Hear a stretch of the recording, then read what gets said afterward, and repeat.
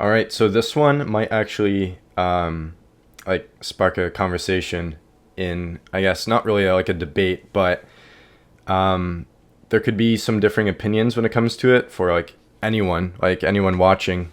You could have a totally different opinion to this, but how, in your opinion, is the best way to introduce someone completely new to the MCU, like chronologically or in release order? What? So the new is in no films or anything, or no comics, or Like just someone they that know the has comics but not the someone films. that has never seen any of the movies. How would you introduce them to this franchise?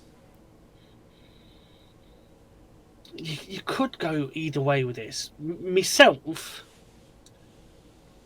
I'd I'd go for the movie releases first. In release Myself, order? Okay. because yeah, in release order, because you've got to see how literally how it all began. Like I was saying with the Iron Man film last time, and the oh, you think you're the only superhero. Yeah. You need to have that first as a starting off point to go. Well, this is how Iron Man started, but he didn't realize how big of a play he was, and then have them released in that sort of order. Because then you could obviously go back after, like, say you've watched up until Endgame.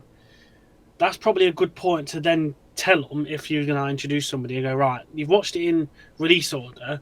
Now actually watch it in like a historical, chronological order sort of thing. Yeah. And then, like you say, Captain America, First Avenger, Captain Marvel, and that sort of stuff. Because then you'd be able to see, well, actually, this is what happened long ago with Captain America. He was the very first one. He was the first Avenger, Yeah. and then work your way up like that sort of thing. So that's how I do it anyway. But I can see both sides of the story. Try to do either or, but for me, all important there is got to be Iron Man first. It's just the start of everything, and just how it started and completely changed the landscape of like Marvel in general, really. Yeah. And I don't know, in superhero movies in general, really. Yeah. In the same way The Dark Knight did it too, like completely changed how those movies could be done.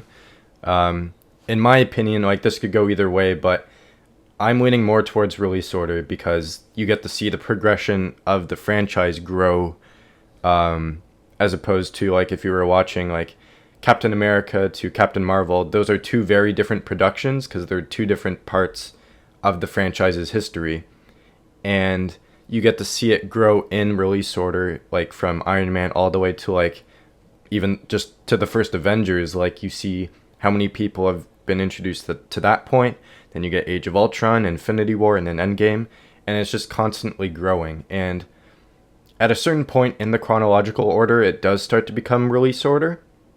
But if you get someone that has never seen these before and you do it chronologically, you're going to have them watch Captain Marvel as the second one, and then wait 20 movies to see her again in Endgame, and they'll be like, wait, who is that again? Oh, right, that was from the second movie we watched. Or like, you watch the first Avenger first, and the Tesseract is in that, and you get to the Avengers, and they're like, wait, what is that? Oh, right, that's from Captain America. When in release order, it's back to back, so you don't have any questioning or anything happening. It's just like, it's not chronological, but it's like in order of how they released it and how we watched it when we first experienced the franchise. So that I think is the best way to introduce someone completely new to this because you get the same experience we did, and it's also, I guess, in my opinion, the most ideal way to watch it. Oh, massively! And Yeah, like it just makes more sense. It makes a hell of a lot more sense. Like I said, you watching it grow as well to having bigger ensembles, yeah, more action, more giant storytelling and stuff like that sort of thing. To have it as a big crescendo in Infinity War and Endgame, yeah. it's just ideal sort of thing. Because like the only was it in release order as well as chronological. The only film in between them would have been Ant Man, wasn't it? Ant Man and the In what Wasp. way? So if you had it in release order, Yeah, it went Infinity War, then you had Ant Man in the middle, didn't you? And then Endgame, Captain Marvel and was then after that too.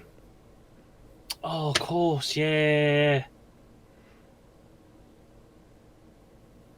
Yes, it still makes sense just doing Yeah, at a certain point in chronological order, they do kind of end up in release order it. because Yeah, that's just like how the story goes after yeah, at that progressed. point. But like for the Guardians movies, apparently Guardians 2 takes place right after Guardians 1, so there's Oh, a really? that is like like shifted over into when that takes That makes no place. sense. Doctor Strange and Black Panther, like Black Panther's after Civil War, so that moves all the way up here, and Yeah, Doctor Strange yeah. moves over at some point. So Bloody hell! yeah, Yes, it's right all over the shop, then, isn't it? I didn't realise that. because there's a 2 year difference between Civil War and Black Panther, but like at the beginning, he's flying back from, you know, his fight at like seeing the Mm. news like Zemo killed King T'Chaka and he's like the throne is empty, that kind of thing. So it's like if you saw it chronologically, that would be an easy link. But for us, it was 2 years Yeah, apart.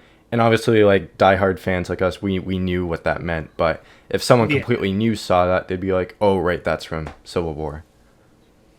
yeah, yeah. Yeah, That makes sense now. Yeah, never really thought of it like that. That's quite interesting. I quite like that. yeah. Right. Well, Anyway. there's a bunch of different ways you could interpret that like question. Oh So yeah, massively. yeah,